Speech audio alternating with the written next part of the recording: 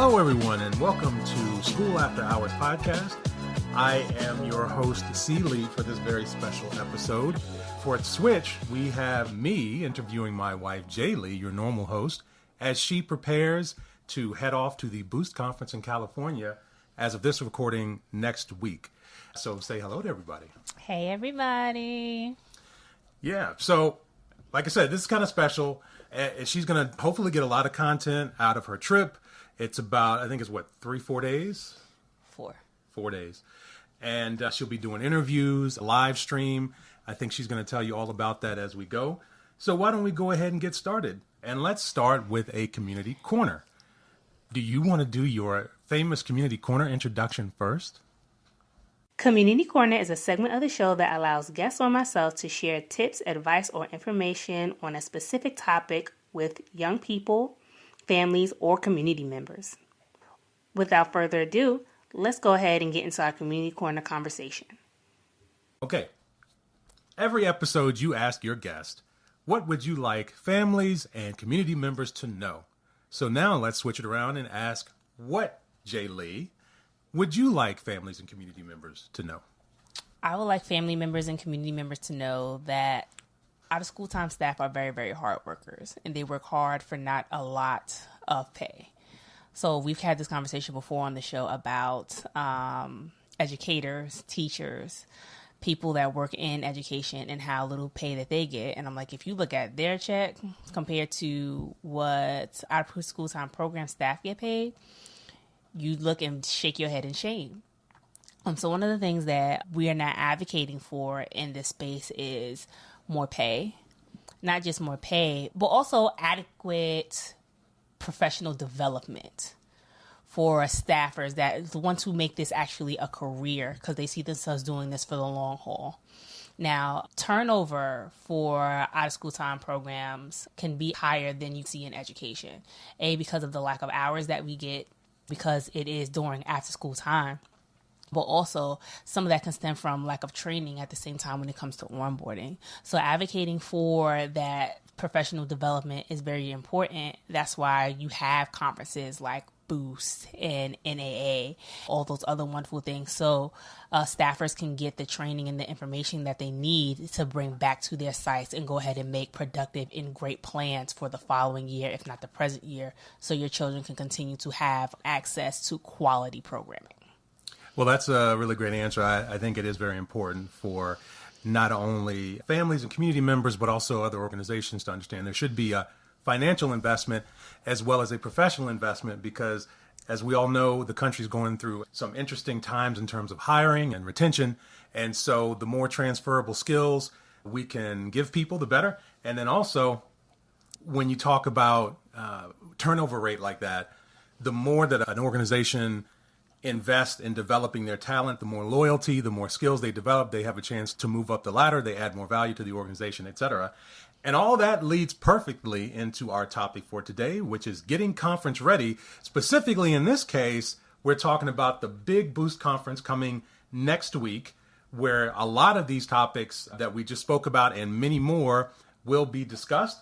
But also we're going to talk about how to get conference ready in general, because we all know as professionals in the nonprofit field of any sort, there's always a lot of conferences, whether they're local or national. And so your host, your normal host, J. Lee, today is going to be interviewed by me to talk about those things. So let's jump right in. How did you learn about Boost Conference? And actually, for anyone that may not know, I think a lot of the listeners or regular listeners are professionals in the field, so they probably know. But for posterity, what is Boost Conference and how did you learn about it? Well, first, let's talk about what Boost Conference is. Boost Conference is a professional development conference for out-of-school time practitioners and in-school time practitioners. But also, it's not just for those individuals or those professionals. Educators also attend this conference too. So if you're attending Boost Conference, you may run across teachers, principals, superintendents, all of the above, all the people within education, because they also are, of course, they're part of that education sector, as is, in and out of school time practitioners. So at Boost Conference, one of the things that I love is that they have a space for podcasters that have educational background or dabble in education in some way, shape, or form to come and talk about some of the issues that may be in their community or highlight very important things that are taking place, not just within the community, but it may be around the world somewhere, and give practical tips and advice on how to tackle particular situations, all those things. But that is one of the things that I think is so cool and makes Boost so unique, is that you'll have a variety of different people from different educational aspects come in and share their expertise, or have other guests from different areas doing great things, sharing their expertise or shedding the light on something that may be happening in a community that you didn't know anything about. And using this platform to kind of share that information to bring awareness to what that issue may be, just in case it pops up in your neighborhood. So that's one of the things that I loved about this portion in just Boost Conference in general. I first learned about Boost when I was looking for a professional organization to join, because at that point I saw myself pursuing a career in out of school time programming. So I wanted to become part of a fellowship or an organization that could help me develop my skills, but also build relationships and have mentorship at the same time. So I came across Boost, and I came across the National After School Association and asked about both. I joined NAA and always kept my eye on Boost because NAA travels around there in different places each year. Boost is mainly in California. I'm all the way on the East Coast. So in my mind, I'm like, how in the world am I going to get myself across the, well, not across the pond, but all the way to the other side of this continent? But anywho, after I started, I always kept it in the back of my mind because the people that I asked, they really, really enjoyed it and they had fun at Boost Conference. So I was like, eventually one day I really, really want to go. So fast forward X and Y Z years later, I started the podcast School After Hours during the pandemic.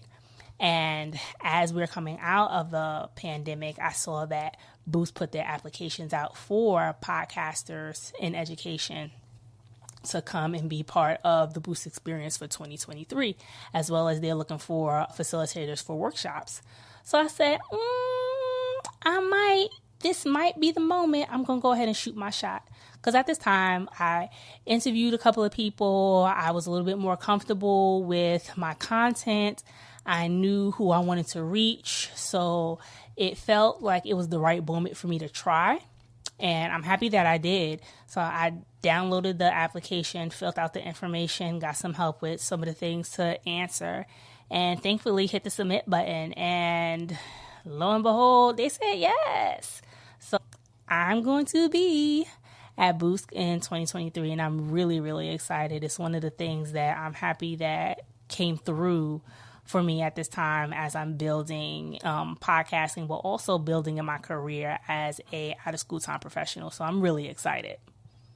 Yes, and I am excited for her, but I will tell you that as her husband, I am not necessarily looking forward to her literally being all the way across the country, but we're actually going to talk a little bit about that and how to not only get ready for conference in terms of, getting your whatever you're doing, whether you're going for content or you're going for knowledge or you're going for whatever, but also in terms of safety, not just for women, but men and women, if you're traveling, especially without your partner in any way or that kind of thing. But we'll get to that. It is very exciting. And you kind of answered this next question in your first answer there, but why did you apply to be a Podcast Lounge presenter? I applied because I felt like it was the right time to do it. So at this time, I was doing the podcast School After Hours for about a year. I got a little momentum interviewing different people and felt a little bit more comfortable in the content that I was presenting for the field. So I said this would be a good time for me to take this opportunity and just try. And I encourage not just my students, but anyone that I'm working with in coaching, and is that if you don't try, you'll never know what you can do. So it may be out of your comfort zone. It may be a little uncomfortable, but as was said on the show before, you got to be comfortable with being uncomfortable. True enough. And so we've established that you're going to be in the Podcast Lounge there, and some of the content that listeners can look forward to will be some kind of sound bites and quick interviews as you kind of talk to a lot of the presenters in between sessions and things like that, and some other little things. But one of the big things happening while you're there is the live stream. Now, I think it'll be really cool. We landed on a really good general topic that I think is kind of exciting. And do you want to tell folks what your live stream will be about? And don't worry, if you miss it on the day, hopefully you don't miss it on the day, but if you do, it will definitely be available through our podcast. And I believe the Boost Conference is going to post all the podcast as well afterwards, sometime afterwards. But tell us what you'll be talking to your guests about, who they'll be, and maybe just a little bit of what they do. Sure, I'll be happy to share that information. I apologize now in advance because names, I'm very, very bad with names. I'm going to let you know that up front. So as I say these names, y'all, please don't chop me down. Please don't chop me down. After I've repeated a couple of times, then I'll actually catch on. So our guest that we are going to have on the panel is going to be Ben Trentleman. He is from the Utah After School Network. He's the executive director. And then we have Alexis Steens. She is the vice president of field outreach, and she's from After School Alliance. So we're going to sit down and have a conversation about a couple of things. One of the things that we're going to talk about during this conversation is the change in academic needs that students have had within this time period going into COVID, and how we've had to do online learning for students and seeing the effects of online learning, but also how that has affected them socially and emotionally and their personal growth. Also, we want to sit down and talk about the behavior changes that we've seen in students over time compared to before the pandemic and now coming out of the pandemic.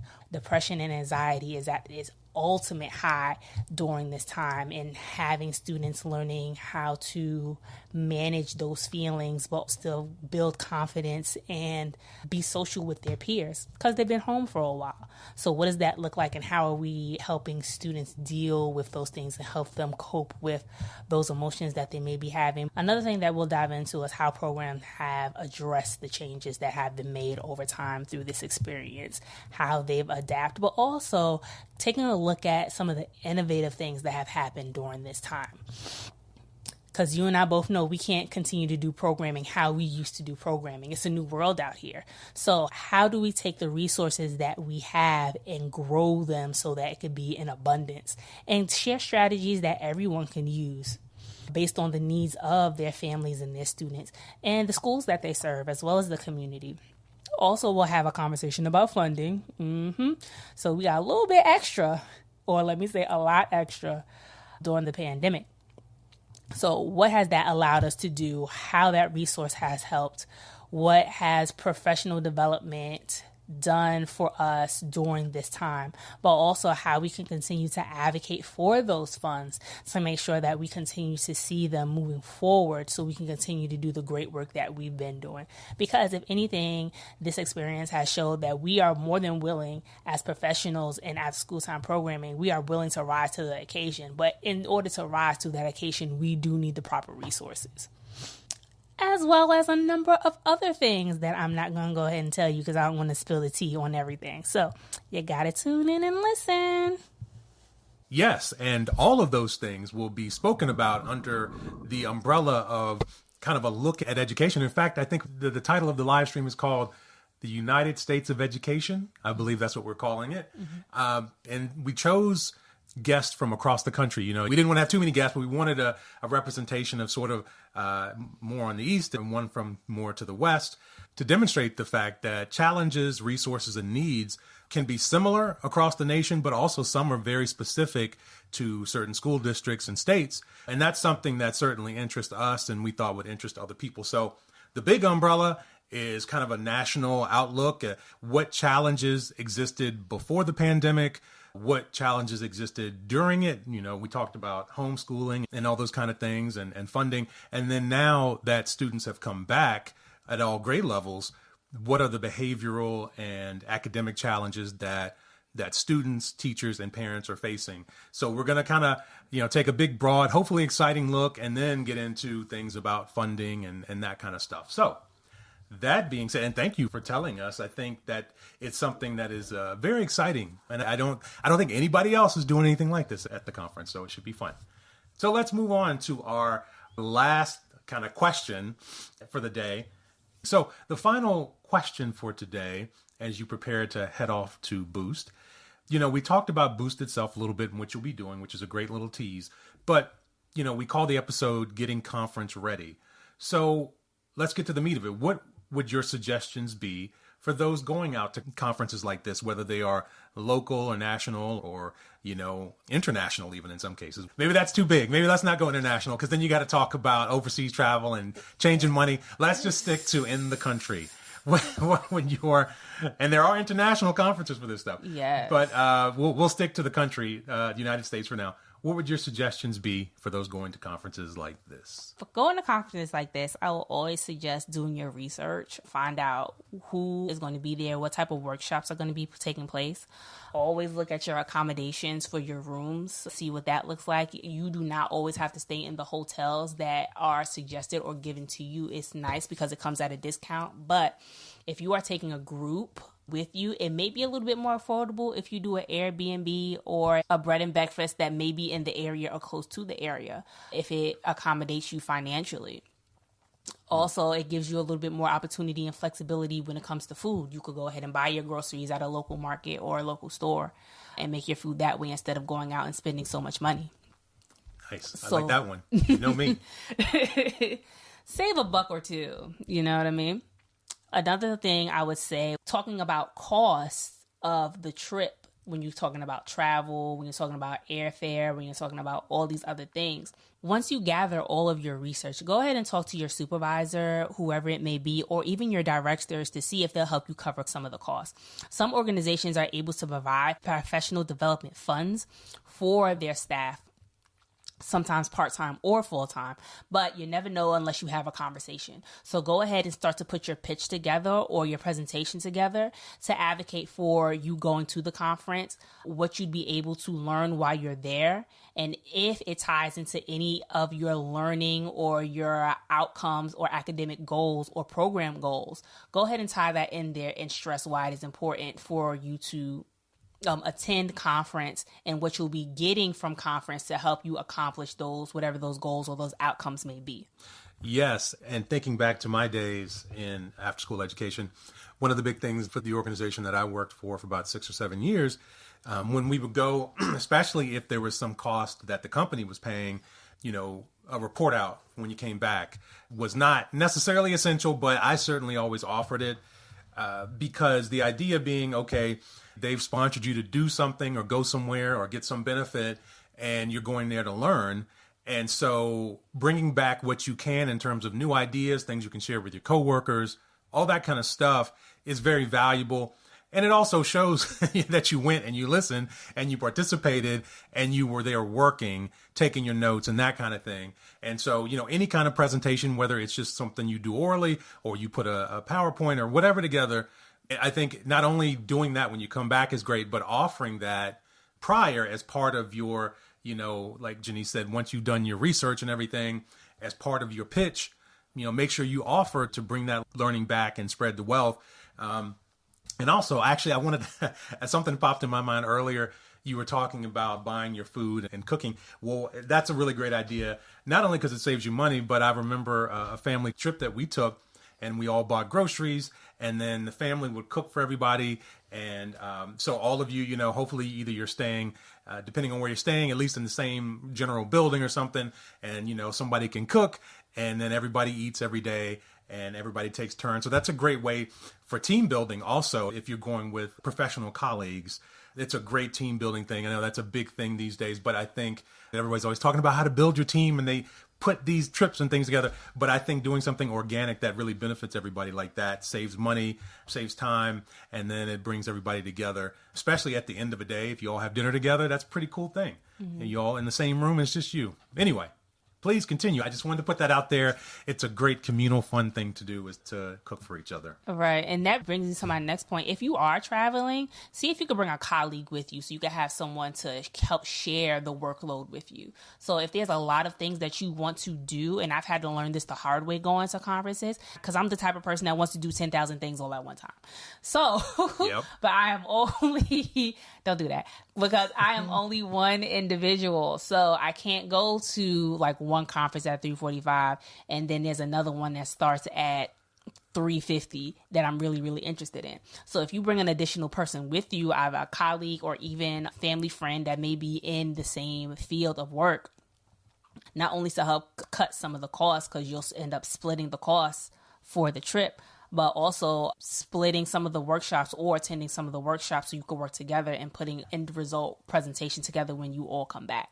And also to split the driving if you have to drive long distances. That's not fun. Ooh, Lord, no, it ain't. It shouldn't have been. But, and also it gives you a time to bond with each other and build relationships, like Chris said. You know, bring some Uno cards. Go ahead and have, once all the work is done, go ahead, play a game of Uno, like the kids aren't around. Or a game of spades, or even Jenga. It gives you time to bond and, like you said, Chris, do team building at the same time, but also get to know each other a little better. I enjoyed those experiences, going to conferences and be able to bond with my colleagues and learn a little bit more about them outside of the office. So that's a great opportunity as well. But then it also gives you a chance to tackle different things. Maybe you have someone from the finance department. So if there's anything going on about finance, that person could take care of that.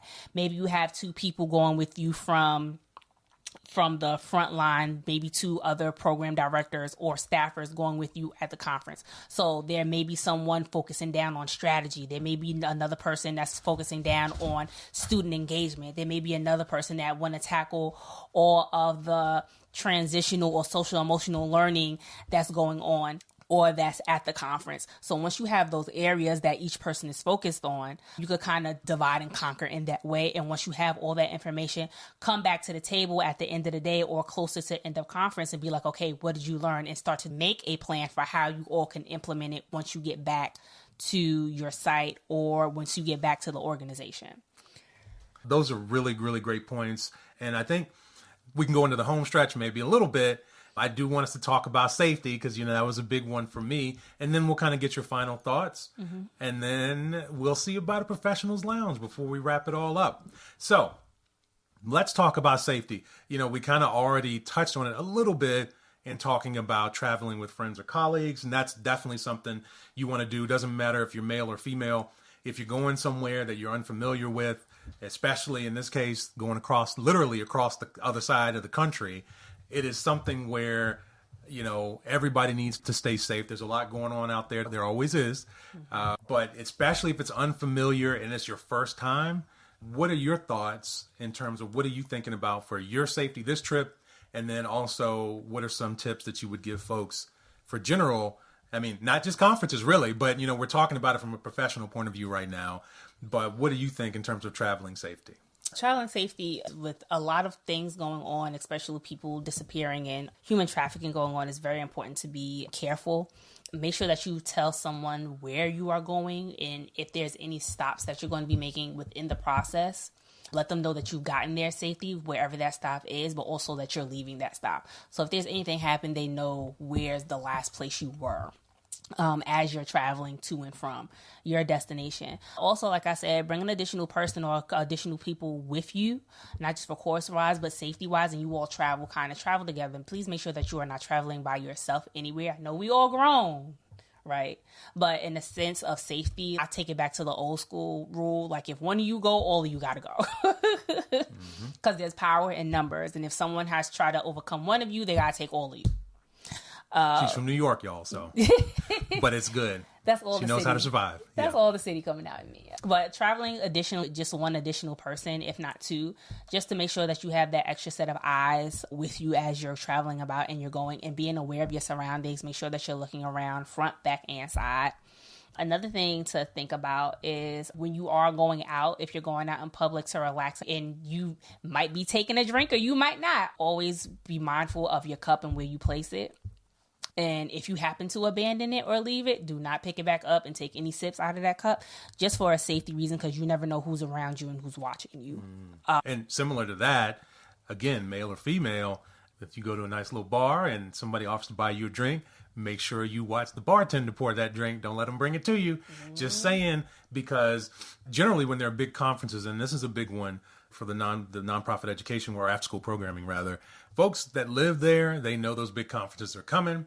So they know there's going to be a lot of out of town folks who are unfamiliar and that kind of thing. So, again, this is just the world we live in. We try to keep it nice and fun and light on the show, even though, sometimes it's just not possible. So saying, make sure that you are always aware of your surroundings when it comes to things that you are imbibing or eating or whatever. And, have fun, but stay safe doing it. What else did you have there? Travel safety. I think those were all the things that I had. Well, I have one last one. Okay, what's your last one? And this is personal, but it's also for everybody else. We talked about kind of doing those, letting people know where you are and that kind of thing. Well, in the same vein, as you're traveling, if your partner is not with you or your family members or whatever, in addition to letting them know where you're going and like when you're expected and if you got there, make sure that you have kind of check-in times. So maybe not during the day when you're trying to attend your sessions and do that kind of thing, but at night, or after, the thing is over for the day, make sure there's a text or a call. And then at night, and, again, maybe this isn't for everybody. I grant you that. But for me, as a husband who very much loves his wife and wants her to be safe, I want to make sure she is good at the end of every day. See how the day went. It's not just for a check-in on safety, but it's also just to see how the day went and how things are going.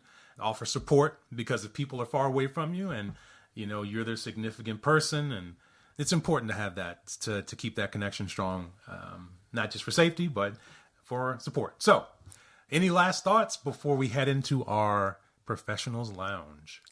Yes. Do your best while you're at conference to take advantage of networking opportunities. So sometimes during conference, they'll have, like, after all the workshops are done, they'll have certain events that'll take place, maybe a scavenger hunt or maybe a sip and paint, things along those lines, a chance for you to unwind, but also get to know different people from different organizations. If you can, try your best to engage in some of those activities, because you never know who you could meet. But you also never know who your next employer could be based on who you connect with at conference. So always keep those things in mind. But it's also a good way to get your organization out there, but also your brand out there too, because you keep in mind that you are a brand. You came with a specific skill and you're coming to sharpen a skill. So it's good a chance for you to advertise yourself and your capabilities as an individual, but also show your skill and your talents based on your skill set and what you do well. So use that time to network, pass around your card, or have a digital card with you. I completely support a digital card, which I got for conference. And cloud storage also is important. Yeah, and get all the cloud storage that you need to take all the pictures. Yeah. And to finish up on that networking point too, it really is true. Fortunately or unfortunately, you can make the best use of both, but it's not always what you know. It is who you know. And sometimes it is who you impress with a good attitude. It's not even impressing them necessarily with your depth of knowledge, but employers like someone with a good attitude. And if you're at a conference or somewhere that most people, maybe, they're like, all right, I got to come, whatever. But if you go in there with a good attitude and you look prepared and ready to go, that leaves a good impression on everybody. And I want to throw this in too.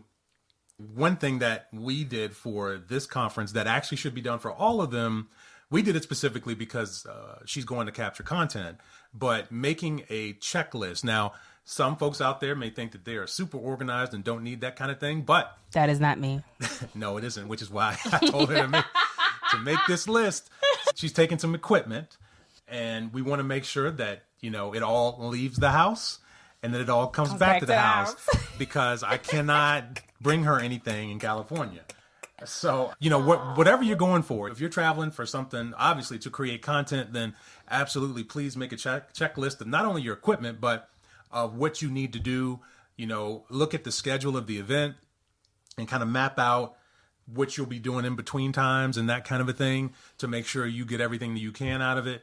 And then even if you're just traveling for, just to report back or just to go, make sure you make a checklist of things for yourself, because if you're traveling a good distance, you don't want to be caught short in any way, especially if you're traveling on the plane. You definitely want to make sure everything is accounted for and that you are ready to do what you need to do. So with all that being said, let's jump into our Professionals Lounge. Professionals Lounge is a segment of the show that allows guests to share advice with other practitioners in the OST and youth development field about how they can begin growing their gifts and talents, but also develop themselves as professionals in the field. Here's our Professionals Lounge conversation. Well, considering that this entire episode in its way was a Professionals Lounge, why don't we treat this one like a wrap up? And we'll have Janice talk about sort of what kind of content you all can look forward to from Boost, but also maybe what some of the plans are in the near future for School After Hours. I know you've advertised a little bit of our new merchandise shop, which will be expanding soon, and the consulting portion of your business as we continue to expand the podcast. You want to talk a little bit about, it doesn't have to be a lot, if you want to keep some cards close to the chest, but take this opportunity to make it your own Professionals Lounge, to advertise yourself. What's going on and what's going to go on? Ooh. Starting with the conference. So for conference, we're going to be walking around. And when I say we, I have a colleague that's going with me from another organization, Jasmine. She is with the Enrico Education Foundation. She's a center director of one of their 21st century centers. So she'll be going with me on this trip to capture some content, have some conversations, visit some workshops, and we're going to make a plan on how we're going to implement this later on when we come back to our sites and when I come back to the business. And I'll take a little bit more about the business in this wrap up. So for Boost, we'll go around, go to different workshops, see if we could have some conversations, some in-depth conversations about the state of education and where it is, but also how our after-school programming is adapting to the needs of children, families, and communities, wherever our audience may be. Some of our guests might be from the East Coast, from the West Coast, from down south, or up north somewhere. So depending on who we're able to engage with and who's willing to do a small 5-second or 5-minute conversation with us about the workshops that they have experienced, what they've enjoyed, what they've learned, and how they're going to implement it when they go back. Well, we'll love to have those conversations, and those conversations will be something that we'll present over time during the year. So you can hear some of the things that we're doing, but also know why professional development is important for out-of-school time professionals as well as educators in the field of education, because without your development of your skills, it's very hard to go as far as you want to without the knowledge and the skill. So we'll be sharing that information with you over time, and also sharing that information out with Boost as well for the podcast interview. They'll also have that information, and hopefully they'll be able to share it sometime throughout the year as well. But you could catch us on IG, and I might save it and repost it. That's still up for conversation and thought. I'm still thinking about it. Yes, and there's some yard work being done outside, folks. So if you hear a noise, we're just letting you know now. Right. There's a little yard work going on outside the doors. But anyway, please keep going. And then we'll also present or have our shop, 1 or 2 merchandise items or T-shirts from the shop available. We'll be wearing them, but you can also order them once you scan my digital card, my digital business card. Yes, your brand new dot card. Yeah, my brand new dot card. Yes, it's very cool technology. I didn't even know about it. Very cool, and hopefully we'll have some good networking opportunities out there that will help with that. And we basically started the store for advertising a little bit about after school programming, but also education at the same time with some of our T-shirts that we have for not just the children, but also for the adults that support education and out of school time programming. And wanted to give you all a different feel. As time goes on, we'll also have some digital products available for you all, thinking more of the lines of in after school programming, like what are some of the things that you need, like checklists of things to do for when you are going through your process of onboarding. What do you want programming or your schedules to look like? Also planning a timeline to plan what you want your sessions or your semesters to look like for school, all those things. So I'm in the process of developing those things now. So when the school year for next year comes out, they'll be available to you all, and you can check them out on our store. Another thing that we're doing is consulting for after school time programming. So that is the business on top of or within a School After Hours podcasting. I've been able to connect with other independent program providers and help them get their after-school programming or their programs together in the sense of helping them develop their curriculums, what they want it to look like, what kind of engaging activities they want their students to do based on the concept that they have. So I have a client right now that does mentoring for young men. So in having those conversations, talking about value, talking about self-respect, talking about community. Another thing, talking about self-worth and, believe it or not, what dating is and what that looks like in building relationships. Well, don't be fooled. They out here dating, y'all. Don't tell yourself that lie. They out here dating. And it actually, hearing you say all that, that might be a good topic for an episode sometime. But yes, so the School After Hours umbrella, now it includes the podcast, the shop, the consulting, which is really cool because it includes curriculum creation, program development, and also program evaluation. And you can actually find all that information on the website. I'm very proud of her. She's doing a great job. And you should definitely hire her. But she really is good. Even if I wasn't married to her, I would say the same thing. And then I think we have one more thing. Oh, yes. Yes, we are looking into starting our YouTube channel for our podcast in the 4th season of School After Hours, which will start in August of this year because schools go back a little bit early depending on where you are. So we're looking into go ahead and starting a channel for School After Hours and podcasting. So it gives you a chance to give a visual look at our guests, but also a little bit more access to the content that we'll be presenting as we go further into our development for School After Hours. We'll get a little program stuff. You'll get education stuff. You'll get life stuff because we don't talk enough about the things that happens behind the scenes as you are a staffer or someone that's working in different levels of after school time programming and some of the adjustments in life work balance that you have to juggle in order to do this in this profession, but also any profession working with children. So I think that's important to give you a sense of the life experiences that we have to go through as leaders in this field of work. Well, thank you very much. It sounds like there are exciting times coming for School After Hours. And thank you for allowing me to guest host today. Of course, boo. And, let's go ahead into the normal wrap-up. If you enjoyed this episode and feel you received some good information, give us a review on Apple Podcasts or visit the Podchaser website and leave us a comment. This will help us get feedback on the show and collect testimonials for our personal website. Share us with your friends, share us with your family, share us with your network. Help us spread the word about how out-of-school time programming is impacting our youth as well as our communities. We can be found on Apple Podcasts, Spotify, Google Podcasts, and Podcast Addict. Well, that's all I have for today. In the words of Mr. Arthur Ashe, start where you are, use what you have, do what you can.